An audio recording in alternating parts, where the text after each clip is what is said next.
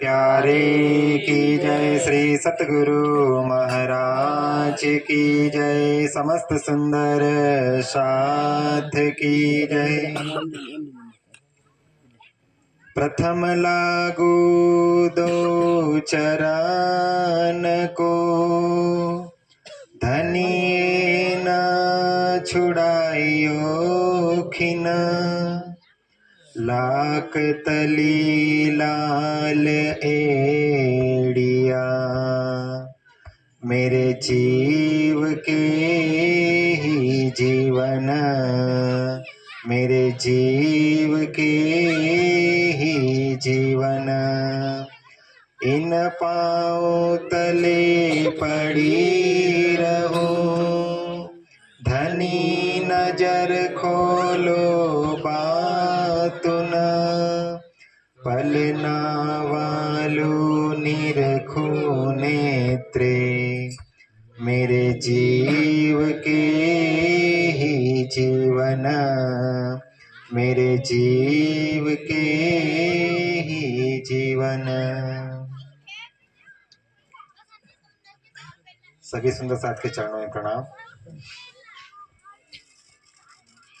प्राणाधार सुंदर साथ जी, आज का जो अंग्रेजी नव वर्ष है 1 जनवरी की आज तारीख है, और आज के इस नव वर्ष के दिन पर ग्राम कुसुखों में जो कार्यक्रम का आयोजन किया गया है, तो इसी नव वर्ष में आज हम सभी सुंदर साथ कुछ न कुछ संकल्प भी करेंगे। और सुंदर साथ की इच्छा है कि अब हमें परम धाम के 25 पक्ष के बारे में भी थोड़ी थोड़ी जानकारी देते रहें, और साथ में चितवनी क्या है, चितवनी में कैसे बैठे, वो सारी बातों पर सुंदर साथ जी अब रुचि ले रहे हैं। तो इसलिए आज का हमारा विषय परम धाम के 25 पक्ष में अपना जो निज घर है, जिसे हम रंग महल कहते हैं, संक्षिप्त में उसका वर्णन सुनेंगे। चौपाई में कहा गया है कि धाम तालाब कुंजबन जो है, माणिक नहरे वन की सोहे, पश्चिम चौगान बड़ोवन कहिए, यो पुखराज जमुना जी लइए, आठों सागर 8 जिमी के, ये 25 पक्ष धाम धनी के। हम सभी सुंदर साथ जानते हैं कि हमारा मूल घर परम धाम है, और हमारे परम धाम के कितने पक्ष है? 25 पक्ष है। उस 25 पक्ष की जानकारी हम सभी सुंदर साथ को होनी चाहिए। जैसे हम सभी सुंदर साथ ने तो जान लिया कि हम परम धाम से आए हैं इस नश्वर जगत में माया का खेल देखने के लिए।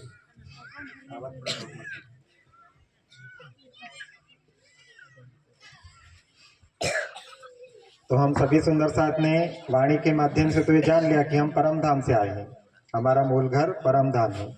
मगर वो कैसा है, तो उसका वर्णन हमें करना भी आना चाहिए, क्योंकि हम सभी सुंदर साथ आए परम धाम से, मगर परम धाम की जानकारी हमें नहीं होगी। जैसे हम सुंदर साथ तो मान लो वाणी के माध्यम से हमने जान भी लिया कि हमारा मूल घर परम धाम है, उसके 25 पद से रंग महल में हम रहते हैं। मगर अन्य कोई जो सुंदर साथ नहीं है, ऐसा व्यक्ति यदि हमें पूछ ले कि तुम्हारा परम धाम कैसा है, परम धाम की कुछ बातें बताइए, जिस परम धाम में तुम्हारा रंग महल है वहां पर रहते हो, रंग महल कैसा, उसका वर्णन कीजिए। तो हम सभी सुंदर साथ को उसके बारे में भी पता होना जरूरी है। और जब हम चितवनी करेंगे, जब इस संसार से हमारी नजर हटेगी, इस संसार से परे जब हम योग माया के ब्रह्मांड को पार करेंगे, और उससे भी परे हम दिव्य ब्रह्मपुर परम धाम में जाएंगे, तो उस परम धाम में जो रंग महल है, उसी रंग महल में पहली भूमि में जो हमारा मूल मिला हुआ है, जहाँ पर हमारी पर आत्मा बैठी है, वहां पर हमें हमारी सुरता को भी ले जाना है जब हम चितवन में बैठेंगे। तो इसलिए हमें परम धाम और 25 वर्ष के वर्णन का भी अनुभव होना चाहिए। तो आज हम परम धाम के 25 पक्ष, जो चौपाई में कहा था कि धाम तालाब कुंजबन जो है, माणिक नहरे वन की सोहे, पश्चिम चौगान बड़ो वन कहिए, यो पुखराज जमुना जी लइए, आठों सागर 8 जिमी के, ये 25 पक्ष धाम धनी के। इस चौपाई के अंदर हमारे परम धाम के 25 पक्ष जो उसका नाम आ जाता है। जैसे हमने पहला कहा कि धाम तालाब कुंजबन जो है, तो धाम में हमारा धाम है, उसमें हमें रंग महल के लेना है। आज हम सभी सुंदर साथ किशन को ग्राम में आए हैं। यहाँ पर हम आए हैं, भाभोर परिवार जो है, यहाँ पर शंकर भाई भाभोर है, राय सिंह भाई भाभोर है, हिम सिंह भाई भाभोर, ये सब भाभोर परिवार है। हम पूछेंगे कि शंकर भाई का घर कहाँ है, शंकर भाई भाभोर का, तो सुंदर साथ क्या कहेंगे कि कुसुमखो गांव में है। इसी तरह से हमारा मूल घर कहाँ पर है, हमारी आत्मा जहाँ से आई है, तो हम सभी सुंदर साथ का उत्तर क्या होना चाहिए उस समय। जैसे आप सभी सुंदर साथ को पूछ लिया कि आपका मूल घर कौन सा है, तो हम उत्तर में क्या कहेंगे। सुंदर साथ जी बीच में थोड़ा बताते जाइए तो आदान प्रदान करते हैं। जैसे यहाँ पर शंकर भाई का घर है, बताया कि कुसुमखो गांव में, किशन को भी कहते हैं अपन। इसी तरह से हमारा भी मूल घर है, जहां से हम आए हैं परम धाम से, तो हमारे मूल घर का नाम क्या है, रंग महल। क्या नाम है, रंग महल। वहां से वही हमारा मूल घर है। और फिर हमारा रंग महल कैसा है, उसका भी वर्णन हमें आना चाहिए। तो सुंदर साथ जी बताएंगे रंग महल हमारा कैसा है, कितनी भूम का है, कितनी मंजिल है उसकी। हाँ बताइए, कितनी मंजिल है। 9 भौम 10 9 भौम 10वीं आकाशी। तो हमारा जो रंग महल है वो कितनी भौम का है, 9 भौम का, यानी कि 9 मंजिल की एक बिल्डिंग समझ लो। अब बिल्डिंग यानी संसार की नहीं, परम धाम की सारी बातें कैसी है, अवर्णनीय, अद्वितीय है। यहाँ की संसार की बात से हम तोलना करेंगे तो नहीं हो पाएगा। इसीलिए इंद्राती बाई कहती है कि मेरी इस जो जीवा से मैं कितना वर्णन करूं। आप स्वयं चितवनी में डूबे और प्रत्यक्ष अपनी आत्मा की नजर से परम धाम के 25 पक्ष को देख लीजिए। तो हमारा मूल घर है रंग महल, वहां पर हम 9 भौम और 10वीं चांदनी, उसका संक्षिप्त में वर्णन करेंगे। तो सबसे पहले हम जाएंगे पहली भौम में। पहली भौम में क्या क्या आया हुआ है, कोई सुंदर साथ बताएगा। 9 भौम में से हमारी पहली भूमिका है, तो पहली भूमिका में क्या आया हुआ है। पहली भूमिका में सबसे पहले हम जैसे ही धाम दरवाजा को पार करेंगे तो 28 स्तंभ का एक चौक आएगा, और 28 स्तंभ का चौक है, और रसोई की हवेली है, और हमारा मूल मिला हुआ है। यहाँ पर हमारी पर आत्म बैठी है। अभी यहाँ पर हम सबने शरीर धारण किए, वो कैसे शरीर है, इस नश्वर संसार के शरीर है। जब इसका समय पूर्ण हो जाएगा ये शरीर हमें छोड़ना पड़ेगा। मगर इसी शरीर के अंदर जो हमारा चेतन तत्व है, जिसे हम आत्मा कहते हैं, उसका मूल शरीर तो परम धाम में है, रंग महल में है। और रंग महल में भी कहाँ पर है अभी वर्तमान में जो लीला चल रही है, तो 5वीं गोल हवेली में, पहली भूम में, जिसे हम क्या कहते हैं, मूल मिलावा। तो हमारी पारात्म कहाँ पर बैठी है, मूल मिलावा में, राज श्यामा जी के चरणों में। तो जब कभी भी हम चितवनी करेंगे तो हमारी सुरता हमें मूल मिलावे में ले जानी होगी। वाणी में जैसे कहा है कि ये मूल मिलावा अपना नजर दीजिए। जब कभी हम चितवनी में बैठेंगे जाएंगे तो हमारी नजर, हमारी सुरता को हम कहाँ ले जाएंगे, मूल मिलावे में। यहाँ पर हम संक्षिप्त में 9 भौम 10वीं आकाशी का वर्णन करेंगे। उसके बाद सभी सुंदर साथ को 15 मिनट के लिए यहाँ चितवनी में बिठाया जाएगा। तो पहली भूम में क्या है, संक्षिप्त में हमें इतना याद रखना है कि 28 स्तंभ का चौक है, मूल मिलावा है, और रसोई की हवेली है। परम धाम में भी हम 25 वर्ष में भ्रमण करते हैं। जैसे 15 दिन यहाँ पर शुक्ल पक्ष के होते हैं और 15 दिन कृष्ण पक्ष के होते हैं। जैसे एकम, बीज, तीज, चौथ, ऐसे पूनम तक 15 दिन हुए। और इसी तरह से अमास के 15 दिन होते हैं, एकम, बीज, तीज, चौथ, ऐसे अमास तक 15 दिन होते हैं। तो 15 दिन में अलग अलग जगह में हम परम धाम में राज श्यामा जी और सखिया प्रेम और आनंद की लीला करते हैं। तो 15 दिन में हमारा जो कृष्ण पक्ष का भोजन होता है वो पहली भूम की रसोई की हवेली में होता है। और 15 दिन का जो शुक्ल पक्ष का जो भोजन होता है वो जहाँ पर हम रामत करने जाते हैं परम धाम के 25 पक्ष में, तो वहां पर वनों में भी हम संध्या का भोजन कर लेते हैं। तो इसी तरह से प्रथम भूम में जो हमारी रसोई की हवेली है वहां पर लाड़ भाई का जूथ है, वो रसोई की सेवा में लग जाते हैं। अब पहली भूम से हम जाएंगे दूसरी भूम में। दूसरी भूम में क्या आया हुआ है, सुंदर साथ जी बोलते जाएंगे साथ साथ में।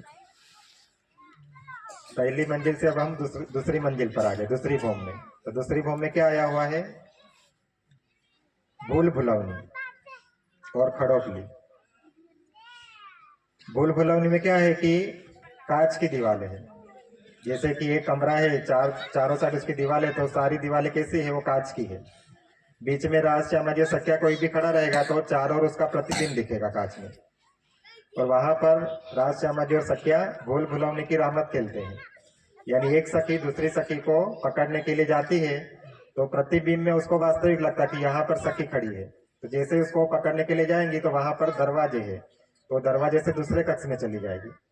और इसी तरह से जो मूल सखी वहां पर खड़ी है उसको नहीं पकड़ पाएगी, उसका प्रतिबिंब को वास्तविक समझकर पकड़ने जाएगी। तो इस तरह से हास्य की रामत भूल भुलौनी में होती है। तो ये कौन सी मंजिल पर आई हुई है? दूसरी भूमि। और खड़ोकली, तो वहां पर रामत करने के बाद राज श्यामा जी और सख्या खड़ोकली में स्नान करते हैं। खड़ोकली को पानी का एक कुंड समझ लीजिए, और वहां पर सभी स्नान की लीला करते हैं। अब दूसरी भूमि से हम जाएंगे तीसरी भूमि में। तीसरी भूमि पर क्या आया हुआ है?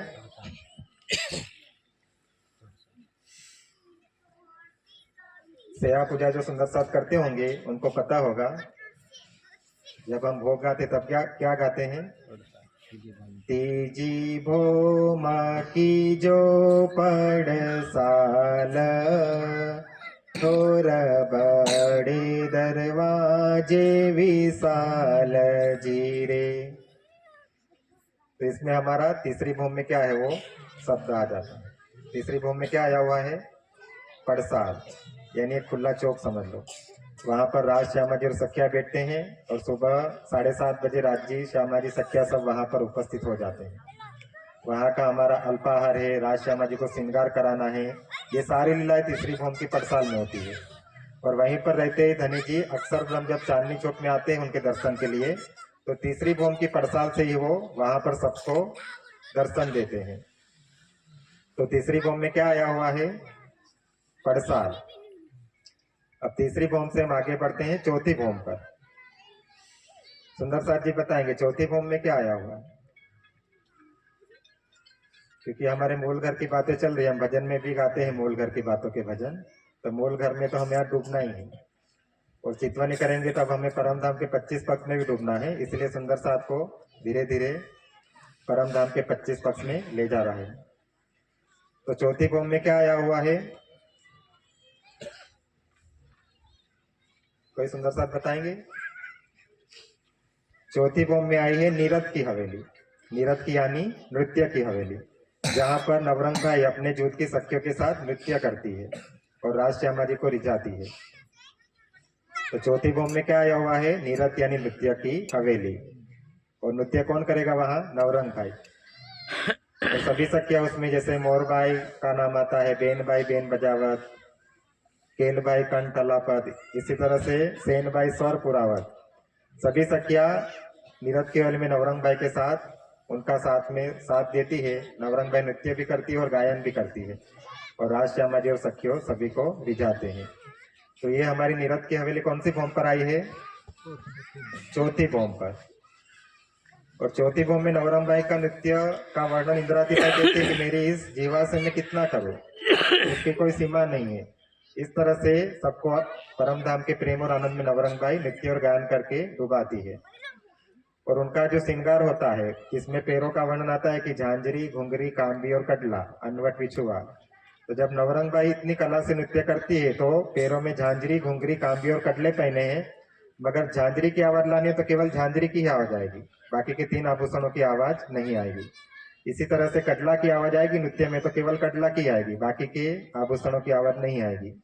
तो इस तरह से बहुत अच्छी तरह से कलापूर्ण नवरंग भाई अपना नृत्य करती है और राज श्यामा जी और सखियों को रिझाते हैं।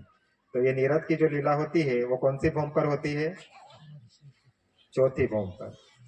अब हम चौथी भूमि से आगे बढ़ेंगे पांचवी भूमि में। तो पांचवी भूमि में क्या आया हुआ है? पांचवी जो हमारी भूमि है वहां पर आया है रंग परवाली मंदिर। वहां पर राज श्यामा जी की शयन की लीला होती है, यानी सोने की लीला। और साथ में 12,000 सखियों के मंदिर भी आए हैं उनके आसपास में, वहां पर सभी 12,000 सखियां सोती है। वैसे तो परम धाम में स्वलीला अद्वैत यानी सब कुछ राज्य का ही स्वरूप है, और वहां पर कोई सखिया अकेली नहीं रहती। जब शयन की लीला होती है तब एक एक सखी के साथ एक एक राज्य हो जाते हैं। तो ये शयन की जो लीला होती है वो कौन सी भौम में होती है? पांचवी भौम में। अब पांचवी भौम से हम आगे बढ़ेंगे, कौन सी भौम आएगी? छठवीं भौम। छठवीं भौम में क्या है? सुंदर साथ जी बताते जाएंगे। छठवीं भौम में क्या आया हुआ है? छठवीं भौम में सुखपाल आए हैं, और सुखपाल कितने हैं? 6001। कई सुंदर साथ को शायद सुखपाल क्या हो पता नहीं होगा। जैसे आज हम यहाँ पर किशन को गांव में आए हैं कार्यक्रम में, तो कई सारे सुंदर साथ मोटरसाइकिल लेकर आए, बाइक लेकर, कई सारे 4 व्हीलर गाड़ी होगी, जीप होगी, वो सब साधन लेकर आए हैं। यानी यहाँ पर हमें एक जगह से दूसरी जगह जाना हो तो हम बाइक, मोटरसाइकिल या 4 व्हीलर गाड़ी इसका इस्तेमाल करते हैं। लंबी दूरी पर यात्रा करनी है तो बाई बस से या ट्रेन से जाते हैं या हवाई जहाज से जाते हैं। ये हमारे यहाँ के यातायात के साधन है। तो इसी तरह से परम धाम में हमें परम धाम के 25 पक्ष की सैर करनी है, तो हम किस में बैठकर जाएंगे? सुखपाल में। और वो सारे सुखपाल कहाँ पर बैठे हैं? कहाँ पर रखे गए हैं? छठवीं भौम में। और कितने सुखपाल हैं? 6001। एक सुखपाल में 2 सखियां बैठती हैं आमने सामने, तो 12,000 सखियां है, तो उनके कितने सुखपाल हुए? 6000। और एक 6001 है, तो एक सुखपाल किसके लिए? राज्य और श्यामा जी के लिए। तो 6001 सुखपाल है, वो कौन सी भौम पर आए हुए हैं? छठवीं भौम में। जब राज श्यामा जी और सखियों को परम धाम के 25 पक्ष में सैर करने जाना हो कहीं भी, जैसे कि पोखराज पहाड़ पर जाना हो, राज श्यामा जी और सखिया सब कहाँ पर है? रंग महल में। तो रंग महल में जो पहली भौम में बैठे हैं मूल मिलाव में, तो सुखपाल वहां पर आ जाएंगे और उनको वहां पर बिठाकर पोखराज पहाड़ ले जाएंगे। तो छठवीं भौम में आए हैं सुखपाल। और राज श्यामा जी और सभी सखियों को एक साथ घूमने के लिए जाना हो तो किस में बैठकर जाएंगे? एक बहुत बड़ा तख्तरवा है, और वो 28 स्तंभ के चौके वहां पर वो विराजमान रहता है। तो सबको जब एक साथ भ्रमण करना हो परम धाम के 25 पक्ष में, तो वो सभी बड़ा सा तख्तर आता है, उसमें राज्य श्यामा जी और सखिया सभी बैठकर परम धाम के 25 पक्ष की सैर करते हैं। तो ये हमारी छठवीं भौम में, वहां पर सुखपाल आए हैं। अब छठवीं भौम से हम आगे बढ़ेंगे 7वीं भौम में। 7वीं भौम में क्या आया हुआ है?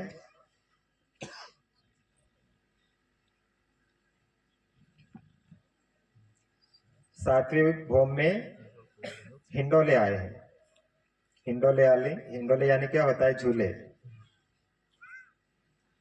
और उसके साथ कई सारे महले, कई सारी हवेलियां, वो तो है ही है, मगर मुख्य जो लीला उसमें होती है वो हिंडोलों की है। और 12,000 सखियों में 6,000 आमने सामने बैठकर झूला झूलती है और एक दूसरे को ताली देती है। तो 2 ताली के हिंडोले जो है उनकी लीला होती है, वो कौन सी भौम में होती है? 7वीं भौम में होती है। अब 7वीं भौम से हम आगे बढ़ेंगे 8वीं भौम में। 8वीं भौम में क्या आया हुआ है? 8वीं भौम में भी हिंडोले आए हैं, मगर मध्य में उनके जो दीवालें बताई है उसमें 7वीं भौम में 12,000 हिंडोले बताए हैं और 8वीं भौम में 18,000 हिंडोले बताए हैं। और वहां पर वर्णन में बताया है कि 4 ताली के हिंडोले हैं, यानी 4 सखिया चारों कोनों से झूला झूलेगी, तो जब इकट्ठी होकर मिलेगी तो चारों की एक दूसरे को ताली बजेगी, और वापिस पीछे जाएगी तो पीछे भी 4 झूले इकट्ठे होंगे, वहां पर वापिस दूसरी 4 सखिया के साथ ताली मिलाएगी। इस तरह से 4 ताली के हिंडोले कौन सी भौम में आए हैं? 8वीं भौम में आए हैं। वहां पर 4 ताली के हिंडोलों की लीला होती है। अब 8वीं भौम से हम आगे बढ़ेंगे 9वीं भौम में। तो 9वीं भौम में क्या आया हुआ है? 9वीं भौम में बताए गए हैं छज्जे। वहां पर राज श्यामा जी और सखिया खड़े रहते हैं और परम धाम के 25 पक्ष का नजारा का आनंद लेते हैं। उसको बोलते हैं छज्जे, दूरदर्शिका, बालकनी। वहां पर रहकर राज्य श्यामा जी और सखियों को परम धाम के 25 पक्ष का वर्णन बताते, अपने हाथ से वो बताते, जैसे कि नूर सागर की ओर वो अपनी नूर सागर की ओर बताते और नूर सागर के वर्णन का बहुत प्रेम भाव से सखियों के सामने वर्णन करते हैं। तो उस समय की शोभा का भी इंद्रावती बाई कहती है कि मैं कितना वर्णन करूं, क्योंकि परम धाम के 25 पक्ष में राज्य का प्रेम ही भरा है और प्रेम और आनंद की लीला वहां पर होती है। तो नवमी भूमि में क्या आया है? छज्जे। और वहीं से राज चामज और सखिया परम धाम के 25 पक्ष के नजारे का आनंद लेते हैं। अब नवमी भूमि के बाद ऊपर 10वीं चांदनी यानी कि 10वीं छत आ जाती है। तो छत पर भी बैठने की व्यवस्था है, चबूतरा है, वहां पर कई सारे सिंहासन है, कई सारी कुर्सियां रखी गई है और कई सारे मेवे मिठाई के वृक्ष भी है छत के ऊपर। और जब पूर्णिमा का समय होता है, पूर्णिमा का दिन, उसी समय राज श्यामा जी और सखिया रंगमहल की चांदनी के ऊपर बैठकर लीला करते हैं। और उसी समय चंद्रमा की चांदनी की शीतलता भी इतनी सफेद रंग की होती है कि उसकी चांदनी में राज श्यामा जी और सखिया प्रेम और आनंद की लीला में डूबे रहते हैं। तो ये सारी चीजों का वर्णन इंद्रावती बाई कहती है कि मेरी जीवा से मैं नहीं कर सकती हूँ, इसलिए हे सुंदर साथ जी, आप अपनी आत्मा की दृष्टि से इन परम धाम के 25 पक्ष का आत्मिक सुख लीजिए। और इसके लिए हमें क्या करना है? चितवनी, वो भी कैसे? नित्य प्रतिदिन। वाणी में कहा गया कि और सुख सातों घाट के और सुख दो पुल। परम धाम में पुखराज पहाड़ से जमुना नदी निकलती है और कहाँ जाकर मिलती है? भोज कोसर तालाब में। और वहां पर ही 7 वन और 7 घाट आए हुए हैं। तो इन 7 घाट का, 7 वनों का हमें सुख लेना है। और उसी जमुना नदी के ऊपर 2 पुल आए हैं, केलपुर और बटपुल। इसी तरह से माणेक पहाड़ और पुखराज पहाड़, 2 पहाड़ का भी वर्णन परम धाम में बताया गया है। माणेक पहाड़ लाल रंग का है और पुखराज पहाड़ पीले रंग का है। तो ये हमारे इस तरह से परम धाम के 25 पक्ष है। अभी तो हमने केवल ये रंगमहल का नवभौम और 10वीं आकाशी का संक्षिप्त में वर्णन किया है। इसके अंदर और भी कई सारा विस्तार है, जिसकी हम चर्चा ले तो समय ज्यादा हो जाएगा। तो संक्षिप्त में हम इतना ही रखते हैं। परम धाम का जो हमारा रंगमहल है वो नवभौम 10वीं आकाशी का है। और एक एक भूमि में क्या क्या आया हुआ है, वहां पर कैसी लीलाएं होती है, उसका वर्णन हमने सुना। अब हम 10-15 मिनट के लिए ये सभी सुंदर साथ चितवनी में बैठेंगे। बाद में छिल्ले लास्ट में हमारे ऊपर बात सही बात सही बात फिर उठवा वाला नहीं मिला। बोलिए श्री प्राणनाथ प्यारे की जय। सुंदर साथ जी, तो महात्मा जी ने कहा है चित्तवन अभी हम अंतिम में लेंगे। तो ठीक है, हमारे बीच में कुसुम को ग्राम के सुंदर साथ जी, कमल भाई साहब, उनको भी अपना भाव रखना है। तो 10 मिनट का समय उनको देते हैं। उसके बाद हम अर्जुन महात्मा के मुखारविंद से वाणी चर्चा का रसपान करेंगे। बोलिए श्री प्राणनाथ प्यारे की जय।